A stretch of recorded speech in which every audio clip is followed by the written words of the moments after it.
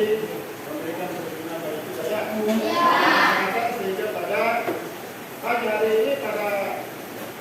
ini kita dapat hadir untuk bisa menerima materi pembelajaran ya. Menerima materi pembelajaran. Di sini kalau Pak kenal pada saya ya. Sehingga saya harus mengenalkan diri saya dulu pada peserta didik ya. Supaya jangan bertanya, oh guru ini dari mana, siapa ya. Jadi baik, nama saya Sebastianus Katora,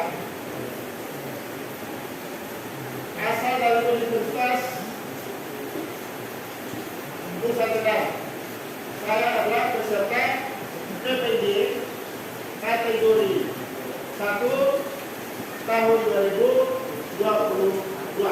Nah sekarang saya melaksanakan kegiatan di mana adalah DPR. Ya, jadi baik. Untuk itu sebelum kita memulai materi pembelajaran pada hari ini, ya, maka saya minta satu orang untuk pimpin doa. Satu orang. Saya persilakan. Marilah kita berdoa. Ya Bapa di dalam surga, kami bersyukur dan berterima kasih kepadamu karena Bapa sudah memberikan waktu kepada kami untuk kami bisa mengikuti pelajaran pada hari ini. Kiranya Bapa di dalam surga, berikanlah petunjuk agar kami boleh belajar dengan baik pada hari ini. Ya Bapa di dalam surga, kami mohon kepadamu supaya Bapa jaga dan bimbing kami dari awal sampai pada titik pelajaran kami ya Bapa. Ya Bapa di dalam surga, terima kami berbicara dengan Kristus, kita dari segala masalah. Amin. Baik, terima kasih sudah doa. Jadi sebelum kita memulai, maka Pak Guru harus mencek kehadiran daripada peserta ini. Hadir semua Pak. Baik. Kalau semua sudah hadir, ya, jadi kita bisa lanjut pada sesi berikutnya. Ya. Baik. Sebelum kita belajar, saya mau tanya sedikit. Masih ada yang ingat materi yang lain yang kita sudah pelajari sebelumnya? Masih ada yang ingat? Tentang apa? Tentang makna ya.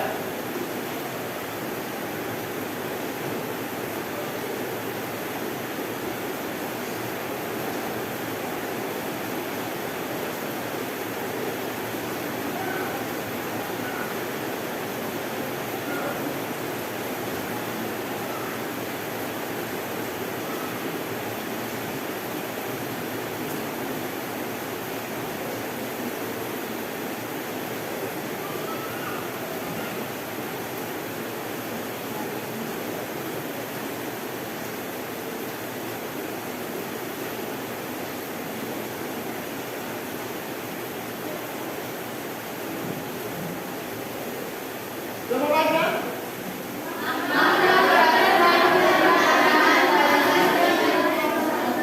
Jadi materi sebelumnya itu kita belajar tentang makna peraturan perundang-undangan dalam sistem hukum nasional. Ya?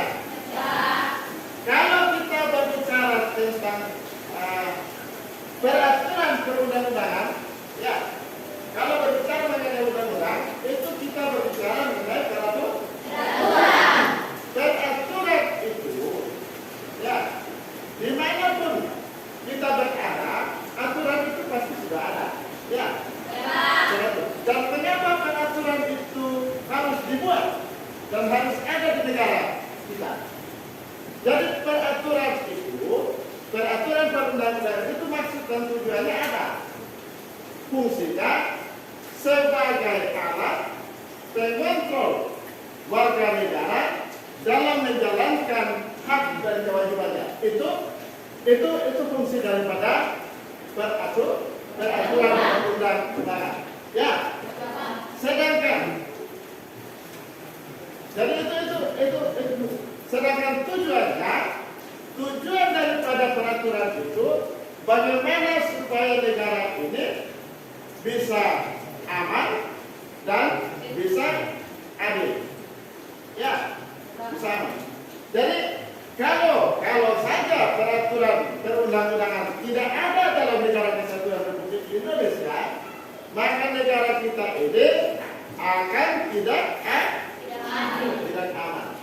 Karena yang pastinya warga negara akan berbuat apa yang dia mau tanpa memikirkan orang lain. Sehingga fungsi dan tujuan daripada peraturan perundang-undangan dalam sistem hukum nasional itu jelas.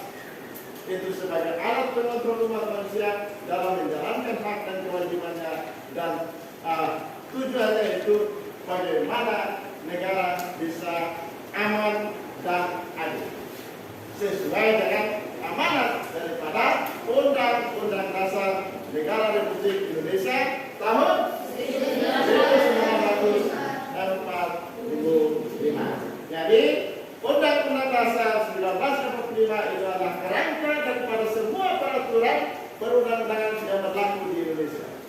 Penjabarannya ada dalam undang-undang dan ada dalam batang tubuh daripada undang-undang. Jadi begitu ya. Jadi baik. Contoh. Jadi apa saja contoh? Ya. Apa saja contoh? Peraturan perundang-undangan itu banyak. Bagaimana kita sebagai warga negara mematuhi peraturan dan menjalankan aturan, maka negara akan aman. Nah, untuk tujuan pembelajaran kita hari ini, ya, untuk tujuan pembelajaran kita hari ini, mari kita lihat ke sana. Jadi, tujuan kita pada hari ini, tata urutan peraturan perundang-undangan dalam sistem hukum nasional Indonesia. Ya, jadi kompetensi dasarnya ini, ya, kompetensi dasarnya memahami tata urutan peraturan perundang-undangan dalam sistem hukum nasional Indonesia. Nah, tujuan pembelajarannya setelah mengikuti kegiatan pembelajaran dengan menggunakan model discovery learning, ya, maka akan diadakan diskusi kelompok. Siswa dapat memaknai peraturan perundang-undangan secara bertanggung jawab. Secara bertanggung jawab. Nah, di sini makna tata urutan peraturan perundang-undangan. Ya, kembali lagi tadi. Kalau kita berbicara mengenai undang-undang, maka kita berbicara tentang aturan. Jadi aturan itu sangat banyak. Ya, amati. Gitu.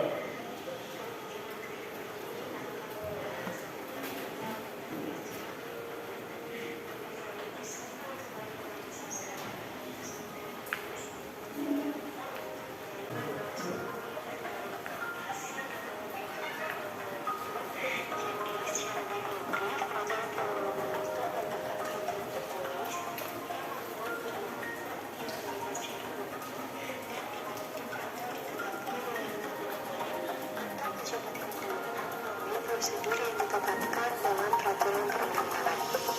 Hal ini tertera dalam pasal 1 angka 2 Undang-Undang Nomor 12 Tahun 2011 tentang pembentukan peraturan perundang-undangan.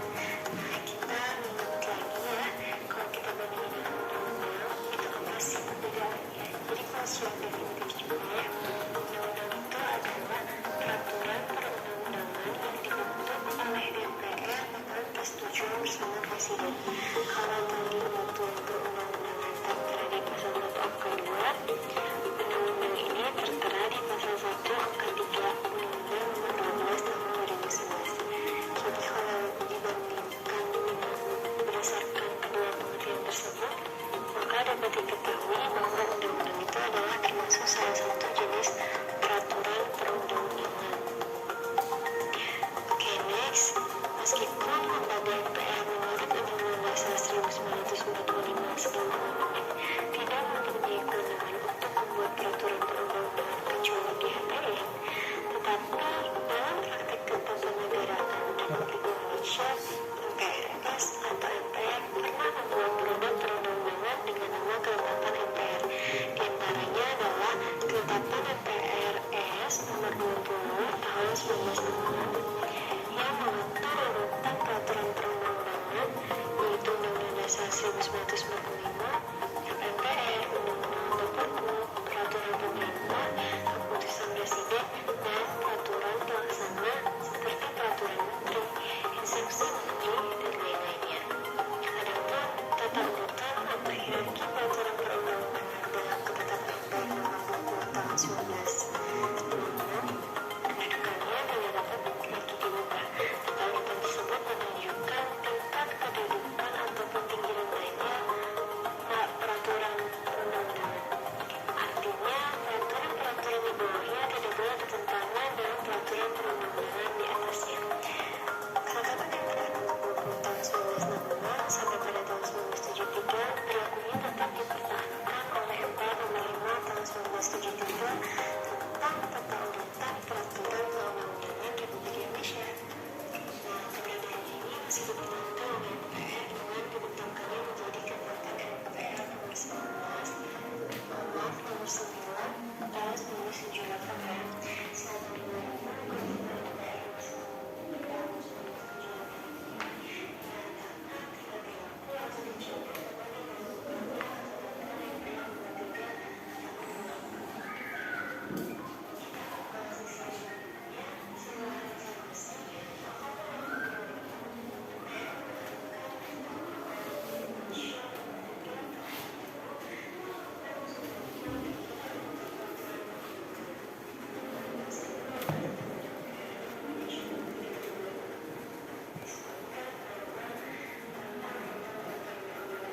Nomor 3 Tahun 2000. Nah, baik. Berdasarkan video pembelajaran yang kita sudah lihat, ya, yang sudah kita lihat tadi, itu tentang apa? Tentang makna tata urutan peraturan perundang-undangan di Indonesia. Nah, peraturan perundang-undangan yang berlaku di negara kesatuan Republik Indonesia, perhatian, yang berlaku di negara kesatuan Republik Indonesia itu memiliki hierarki atau memiliki tingkatan. Ya, ini perhatian supaya yang penting Anda harus mencatat ya. Jadi peraturan perundang-undangan yang berlaku memiliki hierarki dan tingkatan. Nah, menurut Undang-Undang Nomor 12 Tahun 2011, undang-undang adalah peraturan perundang-undangan yang dibentuk oleh DPR atas persetujuan Presiden. Sehingga aturan-aturan yang dibentuk, yang dibuat itu berlaku secara nasional. Nah, pertanyaannya, ya toh,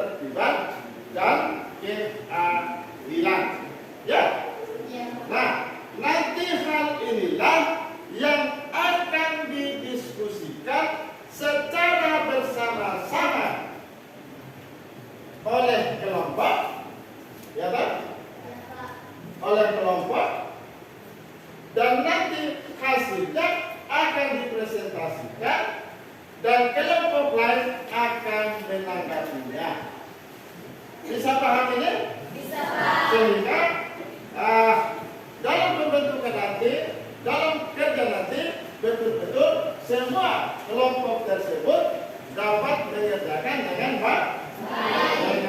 baik.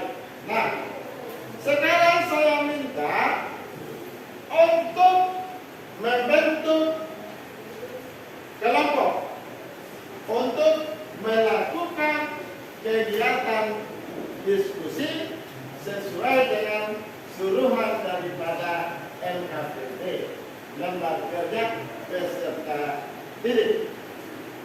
Jadi, ada yang mau ditanya? Ada yang mau ditanya? Tidak ada lagi? Kalau begitu, sekarang bentuk kelompok. Bentuk kelompok yang rapi. Sehingga nanti dalam kerja pun harus kerja secara bersama-sama dalam kelompok tersebut. Dan nanti akan dipertanggungjawabkan di depan kelas. Bisa? Bisa, Pak. Nah.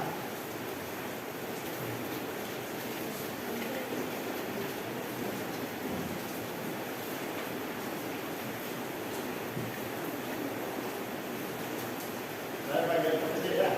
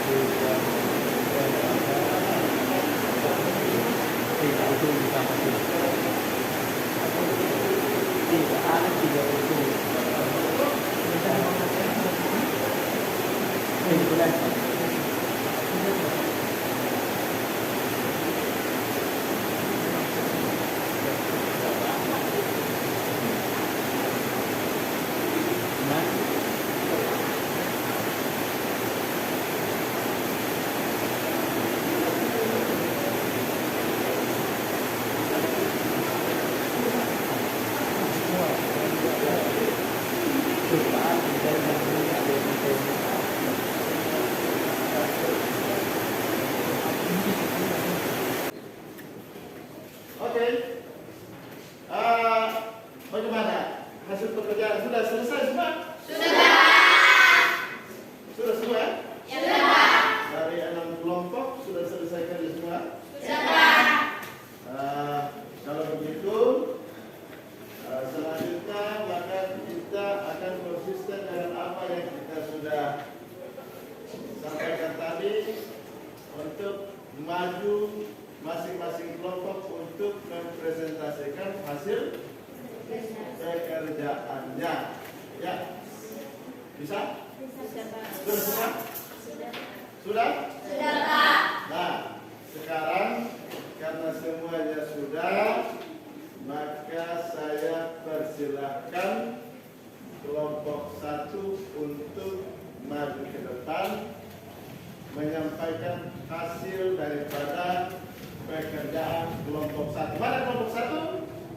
Nah, itu tahu? Sudah? Sudah, Pak. Nah, sekarang maju. Semua maju untuk orang.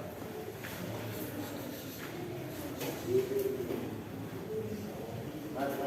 Kita mendengar secara bersama-sama. Ya, siapa? Silakan untuk menyampaikan hasil pekerjaan. Baca yang kuat. Ya, baca yang kuat. Jawaban nomor 1. Contoh peraturan perundang-undangan tingkat pusat yakni UUD 1945. Jawaban nomor 2. Apabila masyarakat mengikuti dan menaati peraturan hukum yang ditetapkan oleh pemerintah negara atau tertib, contoh menaati norma-norma yang berlaku. Kesimpulan, sebagai warga negara harus menghormati peraturan-peraturan. Dengar. Ada pertanyaan? Ada, Pak. Apa? Berdiri. Apa kepanjangan UUD? Undang-Undang Dasar. Kepanjangan UUD adalah Undang-Undang Dasar 1945. Betul? Tepuk tangan. Tidak lagi? Sudah. Kalau tidak ada lagi, maka kelompok 1 sudah selesai presentasi dan dipersilakan untuk kembali ke tempat. Sekarang kelompok 6 maju. Ya. Kelompok 6 maju.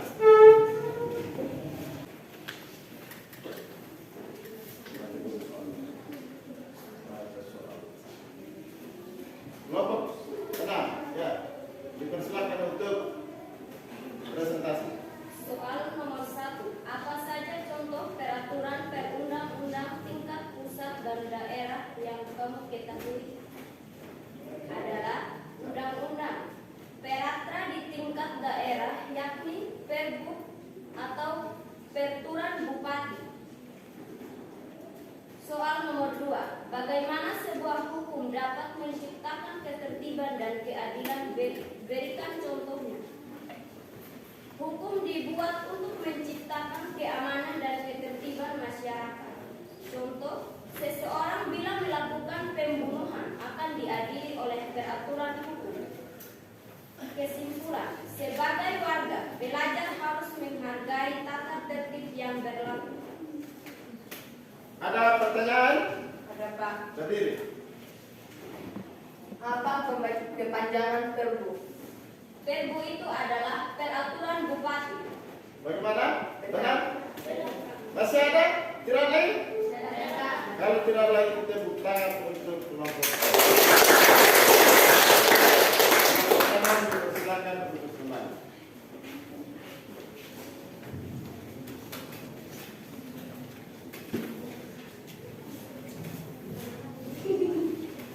Sekarang kelompok berapa yang mau maju? Kelompok 2 maju. Kelompok 2 maju.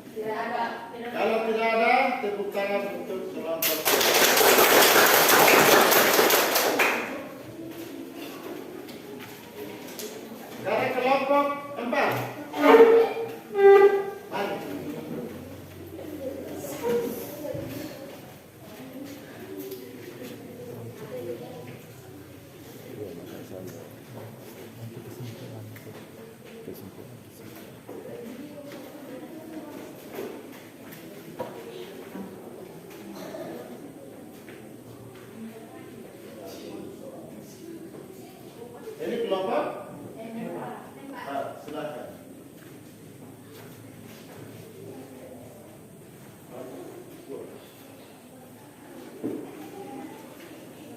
Jawaban nomor 1. Contoh, peraturan perundang-undangan tingkat pusat yakni 2. Undang-Undang Dasar 1945 Undang-Undang. Tingkat daerah peraturan daerah atau perda. 2. Apabila masyarakat mengikuti dan menaati peraturan hukum yang ditetapkan oleh pemerintah negara akan tertib. Contoh, menaati norma-norma yang berlaku. Kesimpulan, peraturan perundang-undangan harus dijalankan. Ada pertanyaan? Ada, Pak. Mana? Apa kepanjangan kata-kata? Perda adalah peraturan daerah. Masih ada? Tidak. Tepuk tangan untuk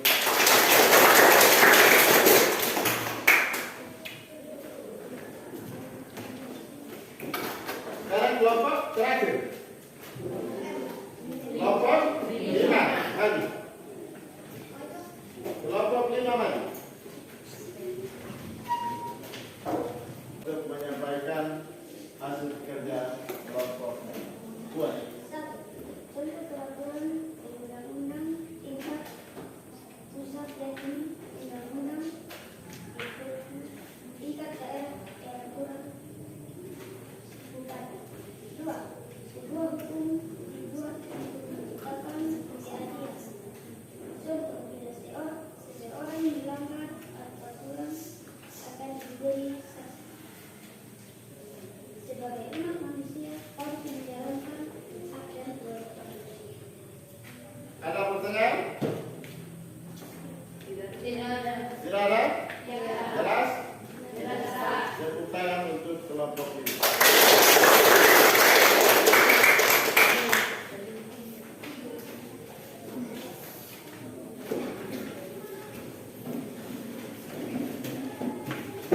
Baik.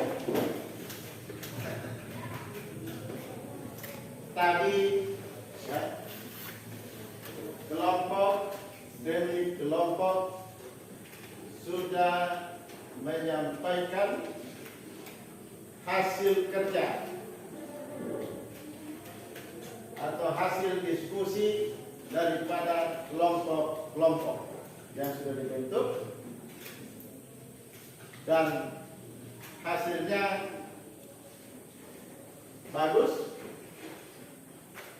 Tinggal bagaimana anak-anak peserta didik harus terus semangat dalam belajar, ya, harus tetap semangat dalam belajar, sehingga hasil yang kita inginkan, hasil yang kita kehendaki bisa dapat tercapai. Ya. Kalau kita tidak banyak belajar, maka kita akan ketinggalan perahu. Ya. Jadi banyak belajar dan harus belajar cerdas. Ya. Belajar cerdas itu bagaimana? Bukan kau pulang dari sekolah, ya, atau bukan kalian pulang dari sekolah hari ini dan sampai di rumah malam hari yang pada waktunya belajar, buku-buku bukan ada di ruangan belajar, tetapi buku-buku ada di dalam lemari.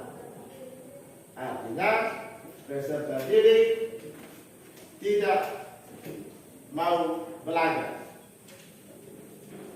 Jadi Pak Guru, saya ingatkan kembali supaya apa yang sudah didiskusikan tadi, yang kita sudah pelajari secara bersama, ya, pulang nanti di rumah, perhatian, pulang nanti di rumah, di waktunya belajar, Anda pelajari kembali. Anda belajar kembali. Ya. Di situ tadi terdapat banyak peraturan dalam diskusi kelompok ya. Baik itu peraturan yang ada di tingkat pusat, ya toh, maupun peraturan-peraturan yang ada di daerah. Ya. Jadi peraturan-peraturan yang dibuat semua itu, ya, peraturan-peraturan semua yang dibuat itu tujuannya untuk menciptakan kehidupan berbangsa dan bernegara yang adil dan tentram. Itu tujuan utama. Bukan saja hanya satu peraturan. Sudah ada undang-undang dasar, sudah ada undang-undang, ada lagi peraturan gubernur, peraturan menteri, ada peraturan presiden, ada instruksi presiden, ada penetapan DPR, ada peraturan bupati, ada peraturan wali kota. Kok aturan ini kok banyak sekali, bingung juga kita. Ada yang menyatakan seperti itu. Yang harus perlu kita ketahui bahwa aturan atau produk hukum yang dibuat itu mempunyai tujuan. Tujuannya bagaimana daerahnya bisa mencapai kehidupan yang aman dan tentram. Ya. Kalau produk aturan-aturan yang dibuat, kalau kita sebagai masyarakat tidak menjalankan, maka negara ini tidak mencapai keamanan dan keadilan. Betul tak? Betul. Nah, kembali lagi kita sebagai warga belajar, peserta didik. Setiap hari kita datang sekolah, Pak. Iya. Di sekolah ini ada banyak aturan di sekolah, ya kan? Yang dikenal dengan tata tertib. Nah, tata tertib yang dibuat itu harus dijalankan oleh semua stakeholder yang ada di lembaga pendidikan. Dia berlaku secara umum. Untuk apa peraturan? Untuk apa tata tertib itu dibuat? Supaya lembaga pendidikan bisa mencapai kesuksesan, bisa aman sekolahnya, ya toh? Belajarnya bisa tentram, ya, akan mencapai tujuan seperti apa yang dimandatkan oleh peraturan pendidikan nasional. Bagaimana cara mencerdaskan kehidupan bangsa? Ya melalui pendidikan. Melalui pendidikan. Makanya saya selalu katakan, belajar itu penting, karena kita itu mahal. Ya, belajar itu penting, karena pintar itu mahal.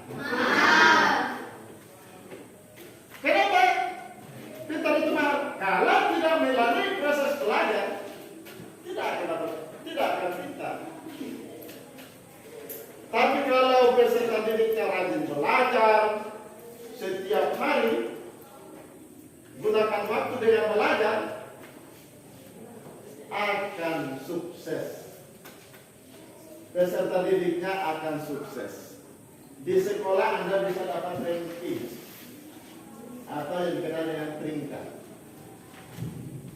Tapi kalau tidak belajar, ya, kalau tidak belajar, apa yang terjadi? Yang dimaksudkan kecerdasan bangsa tidak akan tercapai. Semuanya itu harus melalui proses pendidikan, proses belajar. Tidak ada dalam kehidupan kita itu bim salam bim langsung jadi, tidak ada. Ya, dia itu punya proses tahap demi tahap. Nah, ada. Kenapa Anda tidak lancar membaca? Kalau pertanyaannya, kenapa Anda tidak lancar membaca? Jawabannya apa? Karena saya pemalas belajar. Hei, kenapa kau pintar sekali dia ini? Karena rajin belajar. Itu dia. Dia putar saja. Ya. Sehingga harapan daripada Bapak Guru, ya, dalam proses belajar sekarang ini, bagaimana peserta didik, ya, mempelajari kembali apa yang sudah didapat pada hari ini, pelajari kembali di rumah, sehingga anak menemukan, oh, hasil pekerjaan saya tadi sesuai dengan pertanyaan. Oh, hasil pekerjaan saya belum sesuai karena ini yang kurang, ini yang kurang, ini yang kurang. Oh, untuk saya sempurnakan berarti saya harus tulis supaya sempurna daripada jawaban saya tadi yang masih kurang. Kan begitu kan? Peserta didik itu harus bersemangat dalam belajar. Fokus. Karena apa? Karena peserta didik masih dalam bangku belajar. Belum punya tanggung jawab. Masih tanggung jawab orang tua. Kalian hanya urus belajar. Jangan hanya urus makan tidur, bangun, pergi sekolah, pulang, makan tidur. Nah, tidak bos? Tidak boleh. Ya. Ya Pak. Dan yang berikut, jangan lupa berdoa. Ya, mantap. Semangat sekali berdoa. Tapi ketika presentasi tadi suaranya tenggelam. Jadi peserta didik, ya, harus berani. Harus berani. Nah, tidak ada seorang guru yang membenci peserta didik. Tapi seorang guru akan membenci kelakuan peserta didik yang tidak manusiawi.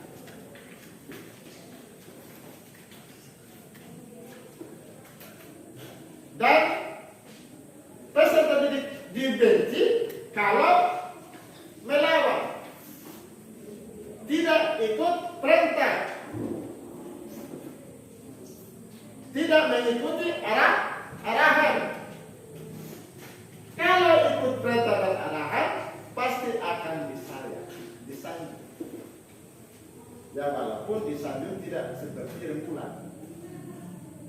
Ya, bisa paham ini? Bisa. Pergi sekolah itu harus berpakaian yang rapi, menggunakan pakaian sesuai dengan hari. Itu kan ada dalam tata tertib sekolah yang harus kita jalankan. Itu adalah sebuah aturan yang ada di sekolah dan berlaku untuk sekolah-sekolah tertentu. Ya, karena di situ ada otonomi sekolah. Dan masih banyak hal.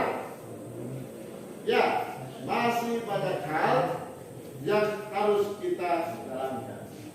Sebagai peserta didik, pulang ke rumah kita harus membantu orang tua, menolong orang tua, membantu saudara dalam mengerjakan sesuatu apa saja yang dikerjakan untuk penyelenggaraan harus saling membantu. Ya, jangan melawan orang tua supaya orang tua kita sayangkan. Ya, bisa ini? Bisa Pak. Nah, di rumah sekalipun, kalau kita melawan orang tua, ya pastinya orang tua akan memberikan amarah kepada kita. Betul? Betul.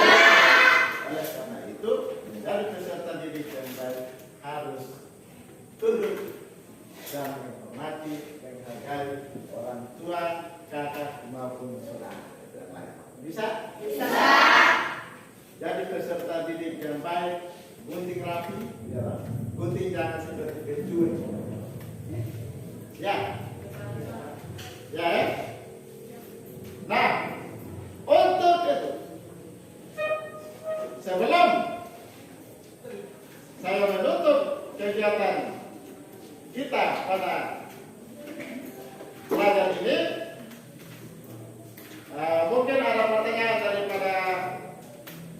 didik ada yang mau ditanyakan silakan bertanya. Karena malu bertanya akan sesat di jalan. Ya. Ada yang mau ditanyakan silakan bertanya.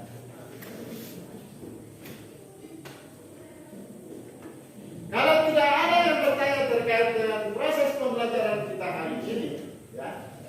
Kalau tidak ada yang bertanya, ya sudah. Saya berharap saja bahwa apa yang saya sudah sampaikan sudah tersimpan di dalam memori dan itu merupakan hal yang positif untuk Anda sehingga kedepannya tetap bersemangat, ya toh, menjadi acuan dalam proses belajar peserta didik.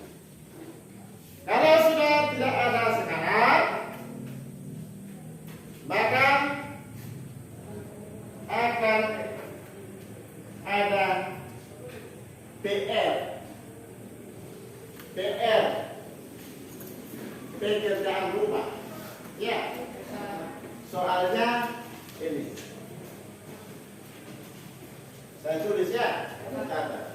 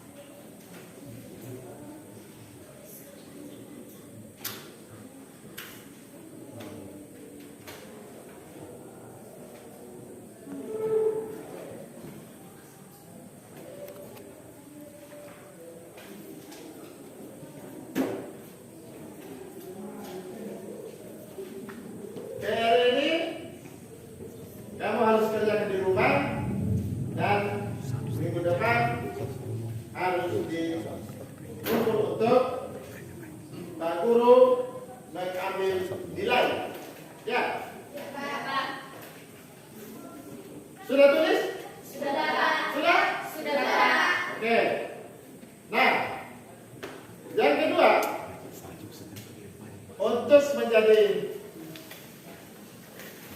untuk diketahui bahwa minggu depan kita akan adakan ulangan harian. Ya. Ya, Pak. Kita akan adakan ulangan harian sehingga Pak Guru meminta peserta didik memfokuskan untuk belajar tentang makna apa? Tata urutan peraturan perundang-undangan di Indonesia. Fokuskan itu ya. Kamu harus belajar sehingga minggu depan dalam pelaksanaan ulangan harian Anda bisa mengerjakan soal. Sudah? Sudah. Kalau menjadi pertanyaan buat peserta didik, ada yang mau ditanyakan? Tidak ada lagi? Iya, Pak. Kalau sudah tidak ada, maka pertemuan kita pada hari ini, pada pagi ini sampai di sini dulu. Ya kan? Sampai di sini dulu. Dan untuk mengakhiri kegiatan kita hari ini, saya minta satu orang untuk maju pimpin doa menutup. Silakan.